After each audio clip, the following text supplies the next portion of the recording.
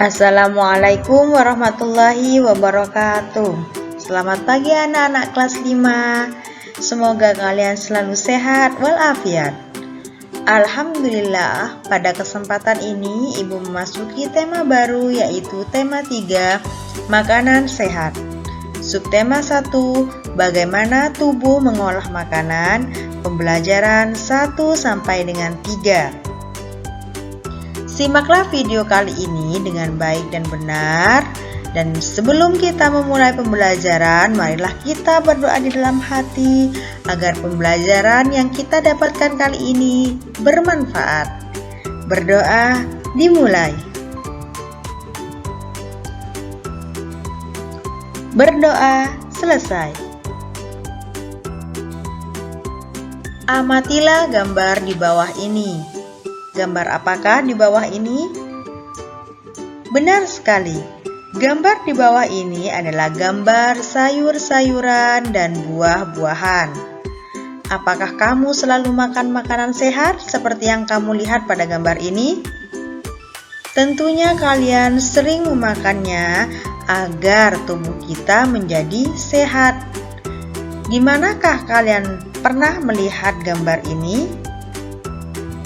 Tentunya kalian pernah melihat gambar ini di pasar, di supermarket, di minimarket, dan tentunya kalian juga pernah melihatnya di televisi, di iklan-iklan yang ada di rumah kalian, di dalam TV kalian.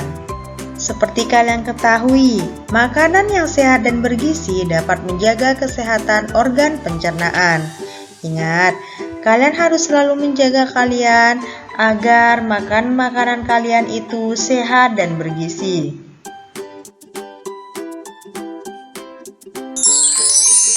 Banyak iklan yang dapat kita temui di tempat-tempat umum yang mengetengahkan tentang makanan sehat. Tentunya kalian pernah melihat di televisi tentang makan makanan sehat yang harus kita makan. Apa yang disebut dengan iklan itu sendiri? Iklan adalah suatu pesan tentang keunggulan suatu produk atau jasa yang ditujukan kepada masyarakat. Biasanya, iklan dipasang di tempat umum dengan menggunakan kalimat yang singkat, jelas, dan menarik. Iklan juga menggunakan gambar yang sesuai dengan iklan. Iklan disajikan secara menarik dengan kata kunci dan tujuan sesuai dengan gambar iklan.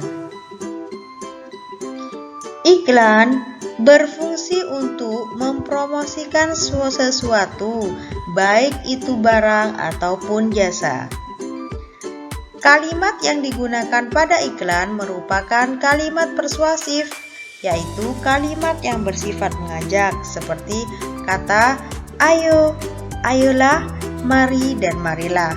Itulah ciri-ciri iklan yang harus kalian ketahui. Tentunya kalian sudah pernah melihat iklan-iklan yang ada di televisi. Perhatikan iklan di bawah ini. Perhatikan kalian gambarnya. Pentingnya air untuk kita. Tubuh membutuhkan 2-2,5 liter atau 8-10 gelas per hari.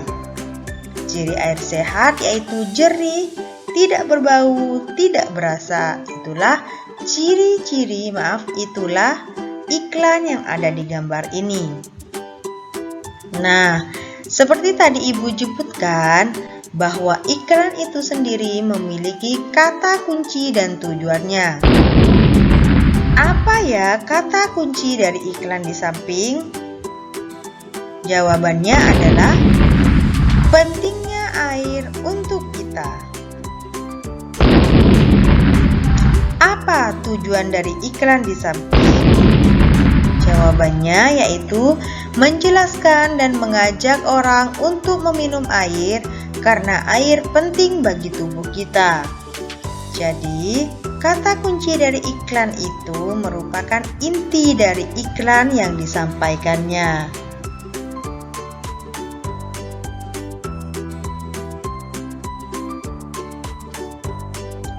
Selain itu, dalam iklan memiliki unsur-unsur. Unsur yang pertama yaitu isi iklan. Isi iklan sesuai dengan hal yang ingin disampaikan. Unsur yang kedua yaitu sasaran iklan. Kepada siapa iklan tersebut ditujukan? Yang ketiga adalah kata kunci. Kata kunci, kata yang menjadi tema iklan atau inti dari iklan tersebut. Dan yang keempat adalah maksud gambar, yaitu gambar memiliki makna untuk menyampaikan sebuah dari isi iklan. Itulah keempat unsur-unsur iklan yang perlu kalian ketahui. Selain unsur-unsur iklan, yang perlu kalian ketahui yaitu media penyampaian iklan. Media penyampaian iklan tersebut dibagi menjadi dua.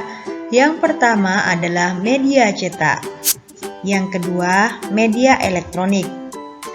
Maksud dari media penyampaian iklan secara melalui media cetak, contohnya yaitu iklan yang diinformasikan melalui surat kabar maupun majalah.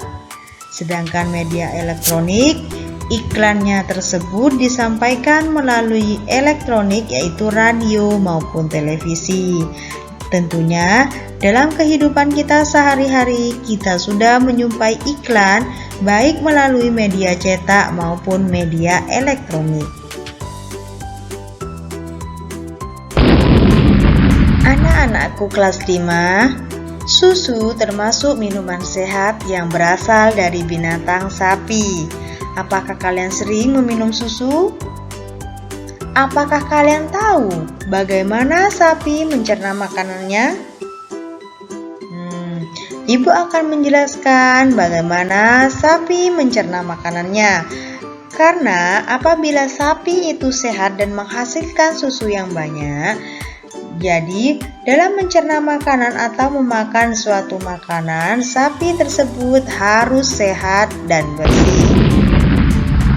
Sebelumnya, sapi, kerbau, rusa, domba, kambing, dan kijang termasuk kelompok hewan ruminansia. Hewan ruminansia adalah kelompok hewan mamalia yang biasa memamah atau memakan 2 kali dan dikenal dengan hewan memamah biak. Ingat, hewan ruminansia adalah kelompok hewan mamalia yang bisa memamah atau memakan 2 kali dan dikenal dengan hewan memamah biak. Perhatikan gambar sapi dalam mencerna sebuah makanannya. Yang pertama-tama, sapi tersebut memasukkan makanan ke dalam mulutnya. Di dalam mulut tersebut, sapi terdapat gigi, lidah, dan saliva. Dari mulut, makanan tersebut masuk ke dalam esofagus yang disebut saluran penghubung antara rongga mulut dan lambung. Setelah dari esofagus, makanan tersebut masuk ke dalam rumen. Rumen tempat terjadinya pencernaan dengan bantuan mikroba atau bakteri. Di sini, makanan dicerna hingga menjadi bubur. Pada saat sapi beristirahat, makanan kembali ke mulut dan dikunyahnya kembali. Nah, yang ibu maksudkan tadi, memamah biak atau mengunyah makanan 2 kali itu seperti ini. Maksudnya, tadi makanan yang dimasukkan melalui mulut masuk ke dalam esofagus dan ke dalam rumen. Setelah dikunyah dengan bantuan bakteri sehingga menjadi bubur, makanan tadi itu kembali lagi ke mulut. Perhatikan panahnya ini kembali lagi kepada mulut ketika sapi itu beristirahat dan dikunyah kembali. Nah, ini terjadi di dalam rumen. Mulut kembali lagi ke mulut dan dikunyah kedua kalinya. Setelah dikunyah kedua kalinya, makanan tersebut masuk ke dalam retikulum. Makanan kembali mengalami proses fermentasi dengan bantuan bakteri anaerob dan protozoa. Di dalam bagian perut ini terjadi proses absorpsi dan penyaringan benda-benda asing yang masuk bersama makanan sehingga tidak masuk ke omasum. Setelah mengalami penyaringan, makanan tersebut masuk ke dalam omasum. Mana yang dimasuk omasum? Perhatikan tanda-tanda panah ini. Di dalam omasum, makanan dicerna dengan bantuan enzim pencernaan. Setelah itu, makanan masuk ke dalam abomasum. Perut bagian inilah yang sebenarnya disebut dengan lambung. Jadi lambung pada sapi itu ditunjukkan dengan panah ini. Di sini makanan dicerna dengan bantuan enzim pencernaan pepsin. Setelah mengalami proses ini, kemudian dari lambung itu makanan masuk ke dalam usus. Di dalam usus halus terjadi proses penyerapan dan fermentasi. Setelah diserap dan lain sebagainya, kemudian makanan itu yang sudah tidak digunakan atau tidak bermanfaat dikeluarkan melalui anus. Anus merupakan tempat keluarnya feses atau kotoran sapi. Itulah proses bagaimana sapi mencerna sebuah makanan. Alur pencernaannya pada hewan ruminansia, bukan hanya pada sapi saja, sudah Ibu jelaskan sebelumnya hewan-hewan ruminansia. Yang pertama, makanan tersebut masuk melalui mulut, dalam mulut masuk melalui esofagus, kemudian ke rumen atau yang disebut perut besar, dari rumen atau perut besar kembali lagi ke mulut yang disebut memamah biak atau mengunyah kedua kalinya. Setelah itu dari mulut kembali ke retikulum atau yang disebut dengan perut jala. Dari retikulum masuk ke dalam omasum perut kita. Setelah itu masuk ke dalam abomasum atau perut masam, mengalir kepada usus dan kemudian keluar melalui anus. Itulah alur pencernaan pada hewan ruminansia. Selain hewan ruminansia, manusia juga membutuhkan makanan sebagai sumber energi. Sistem pencernaan pada tubuh manusia berfungsi untuk menghancurkan makanan yang masuk ke dalam tubuh. Jadi makanan yang masuk ke dalam tubuh manusia itu dicerna agar hancur. Nah, yang disebut dengan sistem pencernaan berfungsi untuk menghancurkan makanan yang masuk ke dalam tubuh. Makanan yang semula dalam bentuk kasar dapat berubah menjadi bentuk yang lebih halus dengan bantuan gigi dan enzim. Jadi tidak selamanya tadi itu utuh makanannya, pasti hancur. Bagaimana ya proses hancurnya makanan yang dilakukan oleh organ-organ sistem pada pencernaan manusia? Simaklah penjelasan yang Ibu tampilkan kali ini. Nah, sebelumnya kita bahas pencernaan manusia. Pencernaan manusia itu dibagi menjadi dua. Yang pertama yaitu pencernaan manusia secara mekanis. Yang kedua, pencernaan manusia secara kimiawi. Pencernaan mekanis berproses dengan bantuan alat pencernaan, dan pencernaan mekanis ini terjadi di dalam mulut dan lambung. Sedangkan pada pencernaan kimiawi berproses melibatkan enzim-enzim pencernaan, terjadinya di dalam mulut, lambung, dan usus. Perhatikan gambar berikut ini.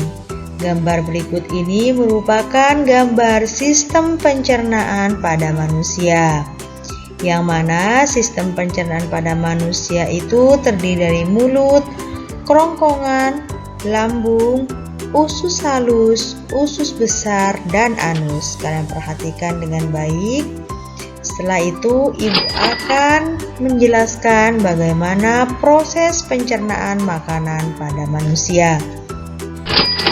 Yang pertama, kalian melihat ya tanda kuning yang sudah ibu berikan ini.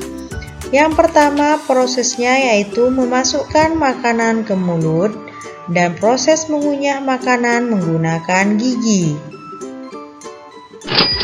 Setelah itu proses penelan makanan di kerongkongan. Jadi makanan yang masuk ke dalam mulut itu ditelan dan masuk ke dalam kerongkongan. Setelah dari kerongkongan, makanan tersebut masuk ke dalam lambung. Dalam lambung ini, proses pemecahan makanan dari zat yang kompleks menjadi molekul-molekul yang lebih sederhana dengan bantuan enzim yang ada di lambung. Jadi proses pemecahan pemakanan yang dibantu oleh enzim itu terjadi di dalam lambung. Setelah dari lambung, makanan tersebut prosesnya dimasukkan ke dalam usus halus, yang mana di dalam usus halus ini terjadi proses penyerapan sari-sari makanan yang sudah ditelan oleh manusia, yang sudah berproses dari lambung tentunya. Nah, dari usus halus, makanan tersebut masuk ke dalam usus besar. Warna hijau ini adalah usus besar ya. Dalam usus besar itu setelah diserap sari-sari makanan dari usus halus, kemudian usus besar itu berfungsi untuk menyerap air sari-sari makanan yang berasal dari usus halus tersebut. Jika dari usus besar sudah selesai, maka anus, makanan tadi itu yang sudah tidak berguna dari usus besar itu mengalir ke anus. Anus merupakan proses pengeluaran sisa-sisa makanan yang sudah tidak diperlukan oleh tubuh melalui organ anus. Itulah bagaimana proses pencernaan makanan pada manusia. Alurnya yaitu melalui mulut, dari mulut masuk ke dalam kerongkongan, dari kerongkongan masuk ke dalam lambung, dari lambung mengalir pada usus halus, kemudian ke usus besar, dan yang terakhir yaitu adalah mengalir melalui anus, dikeluarkan melalui anus. Tentunya kalian harus paham bagaimana proses pencernaan pada manusia.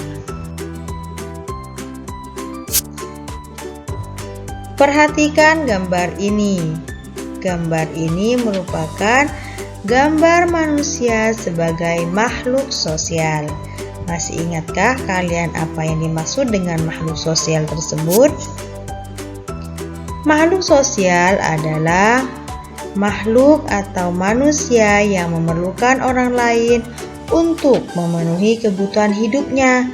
Manusia itu tidak bisa berdiri sendiri, tidak bisa hidup sendiri, melainkan kita semua sebagai manusia pasti membutuhkan yang namanya bantuan dari orang lain. Setiap manusia saling berinteraksi atau berhubungan satu sama lain sehingga terciptalah yang namanya interaksi sosial. Jadi interaksi itu adalah suatu hubungan. Apa yang dimaksud dengan interaksi sosial tersebut? Interaksi sosial adalah hubungan timbal balik antara individu yang satu dengan individu yang lain yang sifatnya saling mempengaruhi. Maksudnya individu di sini adalah orang atau manusia itu sendiri. Interaksi sosial dapat terjadi di mana-mana atau di mana saja, baik di rumah, di sekolah, di lingkungan masyarakat, pasar, tempat ibadah, dan lain-lain. Jenis interaksi sosial itu dibagi menjadi 3. Yang pertama adalah interaksi sosial antar individu.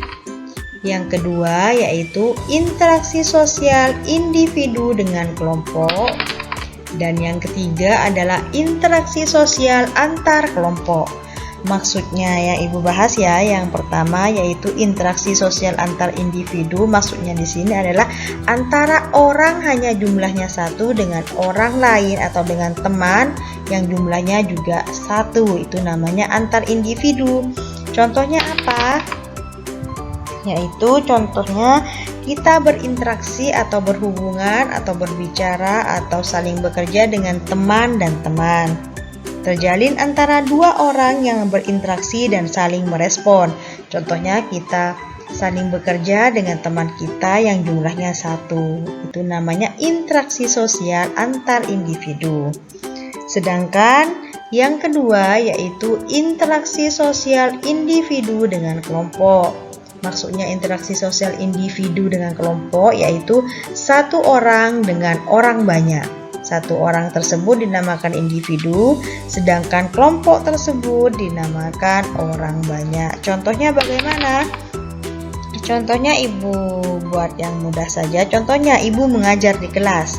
Nah, Ibu kan hanya satu orang gurunya, itu namanya individu yang sedang mengajar muridnya yang jumlahnya lebih dari 3. Itu merupakan kelompok. Jadi interaksi sosial individu dengan kelompok contohnya guru yang sedang mengajar murid-muridnya di sekolah. Yang ketiga merupakan interaksi sosial antar kelompok. Maksudnya di sini interaksi sosial atau suatu hubungan yang dilakukan antar orang banyak dengan orang banyak. Melakukan interaksi dengan kelompok lainnya. Contohnya yaitu pertandingan sepak bola. Dalam pertandingan sepak bola, orang yang memainkan sepak bola itu jumlahnya kan lebih dari 3 banyak. Sedangkan penontonnya juga lebih dari 3 banyak. Itu namanya adalah interaksi sosial antar kelompok. Apa tujuan interaksi sosial? Karena interaksi sosial itu berhubungan dengan manusia, pasti memiliki tujuannya. Yang pertama adalah menjalin persahabatan, mendapat bantuan dari orang lain, menyelesaikan masalah bersama, menyelesaikan masalah yang saling menguntungkan, serta merundingkan masalah yang timbul. Manusia tidak hanya berinteraksi dengan sesama manusia, tapi juga dengan lingkungan sekitarnya. Sehingga apabila manusia itu berinteraksi dengan lingkungannya atau lingkungan sekitarnya, maka disebut dengan interaksi dengan lingkungan hidup. Ingat, jadi interaksi itu tidak hanya dengan manusia, akan tetapi bisa dengan lingkungan di sekitarnya. Apa ya contohnya? Ibu hanya mencontohkan 2 saja, yaitu contohnya nelayan. Nelayan berinteraksi dengan lingkungan saat melaut. Jadi nelayan itu berinteraksi dengan laut, yaitu dengan lingkungan hidup, dengan mencari ikan. Nelayan itu tugasnya atau pekerjaannya mencari ikan. Jadi nelayan itu berinteraksi dengan lingkungan saat melaut. Ikan merupakan makhluk hidup. Yang kedua adalah petani. Petani berinteraksi dengan lingkungan di sawah saat bertani. Banyak lagi profesi-profesi yang berinteraksi dengan lingkungan di sekitarnya. Keberagaman profesi seperti petani, nelayan, pedagang, peternak, pegawai, dan sebagainya perlu kita syukuri. Karena dengan adanya keberagaman kita dapat memenuhi kebutuhan hidup. Jadi profesi antara yang satu dengan yang lainnya masih saling menguntungkan, masih saling membutuhkan untuk memenuhi kebutuhan hidup. Misalkan apabila tidak ada petani, maka kita tidak bisa makan nasi, tidak bisa memasak nasi dan sebagainya. Begitupun apabila tidak ada nelayan, kita tidak akan memakan ikan karena kita tidak bisa menangkap ikan itu sendiri. Sedangkan banyak keberagaman di sekitar kita, baik itu keberagaman sosial maupun budaya. Ibu akan jelaskan keberagaman sosial maupun budaya di sekitar kita. Bentuk keberagaman sosial dan budaya di masyarakat. Ada 5 antara lain yaitu usia. Usia di sini meliputi anak-anak, remaja, dewasa, dan lansia. Yang kedua yaitu jenis kelamin. Jenis kelamin meliputi jenis kelamin laki-laki dan perempuan. Yang ketiga adalah pekerjaan. Pekerjaan seperti contohnya petani, peternak, pedagang, dokter, guru, dan lain-lain. Masih banyak lagi keberagaman pekerjaan yang ada di lingkungan sekitar kita. Yang keempat adalah keberagaman budaya. Keberagaman budaya antara lain meliputi bahasa, rumah adat, pakaian adat, tarian, dan makanan khas. Dan keberagaman yang terakhir adalah agama. Agama di Indonesia ada 6, yaitu agama Islam, Kristen, Katolik, Hindu, Buddha, dan Konghucu. Itulah bentuk-bentuk keberagaman sosial dan budaya. Alhamdulillah. Cukup sekian pembelajaran kali ini. Tetap rajin belajar agar kalian menjadi anak yang pintar. Tetap semangat dalam mengikuti proses pembelajaran secara daring. Dan Ibu ucapkan banyak-banyak terima kasih. Ibu akhiri, wassalamualaikum warahmatullahi wabarakatuh.